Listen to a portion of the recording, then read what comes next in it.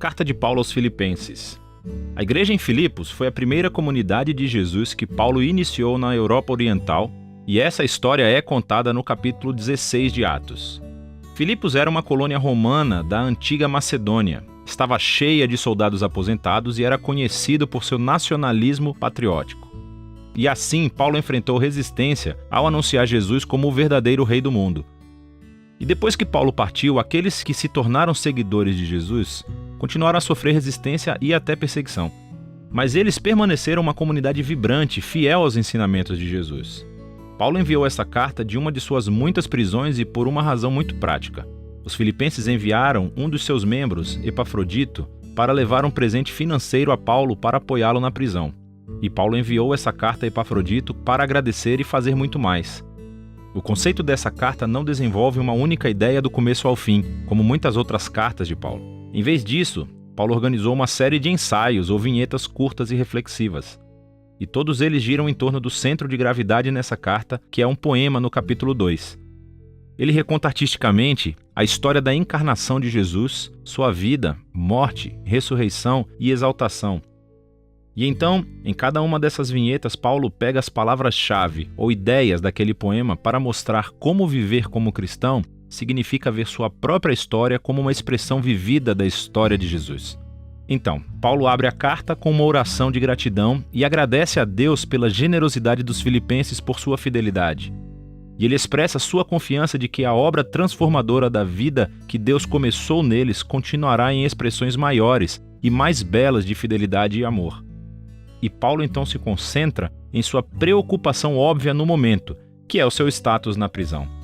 Estar em uma prisão romana não era um piquenique, mas, paradoxalmente, acabou sendo bom para avançar as boas novas sobre Jesus.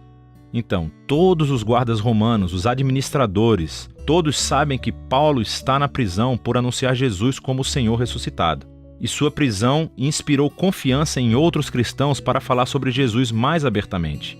E Paulo está otimista de que será libertado da prisão, mas é possível que ele possa ser executado. E ao refletir a respeito, isso realmente não seria tão ruim, pois, para mim, diz Paulo, a vida é o Messias, e assim morrer seria um ganho. Para Paulo, sua vida no presente e no futuro é definida pela vida e amor de Jesus por ele. E então, se ele for executado, isso significa que ele estará presente com Jesus, o que seria ótimo para ele. E se ele for libertado, isso significaria que ele poderia continuar trabalhando para iniciar mais comunidades de Jesus, o que seria melhor para as outras pessoas. E é isso que ele espera. E observe como sua linha de pensamento funciona aqui. Morrer por Jesus não é o verdadeiro sacrifício para Paulo, mas sim permanecer vivo para servir aos outros. E assim é a maneira de Paulo participar da história de Jesus, sofrer para amar os outros mais do que a si mesmo. Paulo então se volta para os filipenses e pede que participem do exemplo de Jesus, adotando essa mesma mentalidade. Ele diz que a sua vida como cidadãos deve ser coerente com as boas novas sobre o Messias. Então esses cristãos em Filipos estavam vivendo em patriotismo romano, mas o modo de vida deles seria moldado por outro rei, Jesus. E isso pode trazer perseguição, mas eles não devem ter medo, porque sofrer por estarem associados a Jesus é uma maneira de viver a história do próprio Jesus. O que leva Paulo ao grande poema do capítulo 2. Ele é rico em ecos do texto do Antigo Testamento. Especificamente, a história de Adão e sua rebelião em Gênesis 1 a 3 e os poemas sobre o servo sofredor no livro de Isaías. Vale a pena memorizar este poema. É uma versão maravilhosamente condensada da história do Evangelho. Então, antes de se tornar humano, o Messias pré-existia em um estado de glória e igualdade com Deus. E, ao contrário de Adão, que tentou aproveitar a igualdade com Deus, o Messias optou por não explorar seu status para vantagem pessoal. Em vez disso, ele se esvaziou de status. Ele se tornou humano. Ele se tornou um servo para todos e, mais do que isso, permitiu-se ser humilhado. Ele foi obediente ao Pai, indo para a morte em uma fileira de execução romana. Mas através do poder e da graça de Deus, a morte vergonhosa do Messias foi revertida através da ressurreição. E agora Deus exaltou Jesus como o Rei de todos, concedendo-lhe o nome que está acima de todos os nomes, para que toda a criação reconheça que Jesus, o Messias, é o Senhor para a glória de Deus Pai. Agora, essa última afirmação é surpreendente. Paulo está citando o capítulo 45 de Isaías. É uma passagem em que toda a criação reconhece o Deus de Israel como Senhor. O argumento de Paulo aqui é muito claro. No Jesus crucificado e ressuscitado, descobrimos que o único Deus verdadeiro de Israel consiste em Deus Pai e no Senhor Jesus. E assim, para Paulo, esse poema expressa suas convicções sobre quem Jesus é.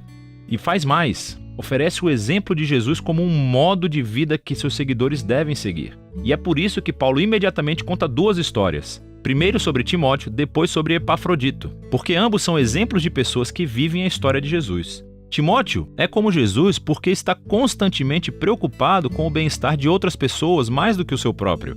E Epafrodito, que os filipenses enviaram com o seu presente, arriscou sua vida para servir Paulo na prisão. Ele ficou tão doente que quase morreu tentando ajudar Paulo. Mas Deus teve misericórdia dele e de Paulo, poupando-o da perda de um amigo. O argumento de Paulo aqui é que esses são os tipos de pessoas que estão vivendo e respirando exemplos da história de Jesus e são dignos de serem seguidos. Paulo então se volta para a sua própria história como um exemplo. Então, aqueles cristãos que estavam exigindo a circuncisão de cristãos não judeus, lembre-se de sua carta aos Gálatas. Essas pessoas ainda estão criando problemas para Paulo e continuam lhe recordando de seu próprio passado, quando ele costumava perseguir os seguidores de Jesus. Quando ele tentou mostrar sua posição correta diante de Deus por sua zelosa obediência às leis da Torá. Mas como Jesus, Paulo desistiu de todo esse status e privilégio. Ele agora considera tudo isso como imundície, e a palavra que ele usa é, na verdade, muito menos educada.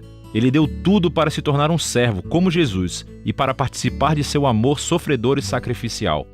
E ele faz tudo isso na esperança de que o amor de Jesus o leve através da morte e a sair do outro lado para a ressurreição. Então Paulo diz que para os seguidores de Jesus, a sua verdadeira cidadania está no céu, o que para Paulo não significa que todos devemos sair da terra e ir para o céu um dia. Pelo contrário, o céu é o lugar transcendente onde Jesus reina como rei. E ele diz que estamos aguardando ansiosamente nosso Salvador real para descer de lá e retornar aqui para trazer seu reino de justiça curativa e amor transformador para fazer uma nova criação. Paulo então desafia os filipenses a continuarem vivendo a história de Jesus. Ele primeiro se dirige a duas mulheres líderes proeminentes da igreja que trabalham ao lado de Paulo. E elas estão em algum tipo de conflito, e por isso Paulo pede a elas que sigam o exemplo de humildade de Jesus, reconciliem-se e se tornem unidas. Paulo então insta os filipenses a não cederem ao medo, apesar de sua perseguição, para depositar toda a sua emoção e suas necessidades em Deus, que lhes dará paz. E essa paz, diz Paulo, vem concentrando seus pensamentos no que é bom, verdadeiro e amável. Há sempre algo a reclamar, mas um seguidor de Jesus sabe que toda a vida é um dom e pode escolher ver beleza e graça em qualquer circunstância da vida, o que leva Paulo à sua conclusão.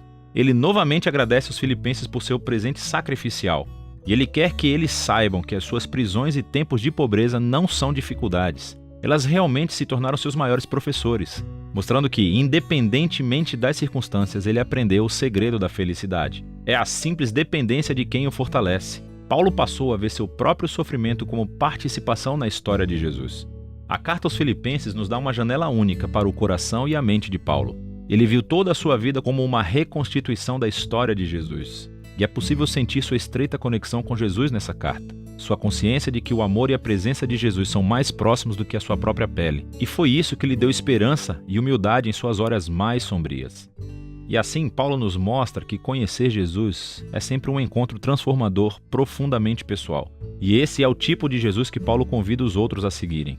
E é disso que se trata a carta de Paulo aos Filipenses.